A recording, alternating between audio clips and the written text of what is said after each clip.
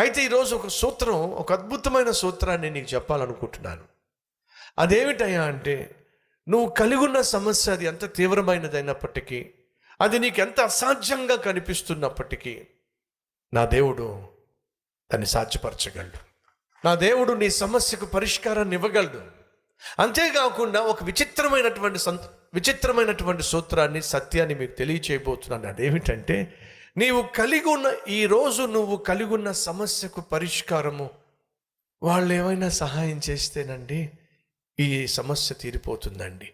వీళ్ళు ఏమైనా సహాయం చేస్తే, వీళ్ళు ఒక మాట చెబితే, వాళ్ళు కాస్త ఆర్థికంగా సహాయం చేస్తే అని చెప్పి వాళ్ళు ఏమైనా చేస్తే, వాళ్ళు రికమెండేషన్ లెటర్ ఇస్తే, వాళ్ళు ఒక ఫోన్ చేస్తే నా సమస్య తీరిపోతుందండి అని నువ్వు అనుకుంటున్నావు. కానీ వాస్తవంగా నీ సమస్య తీరడానికి దేవుడు ఎక్కడ జవాబు పెట్టాడో తెలుసా మీకు? నీ ఇంట్లోనే పెట్టాడు.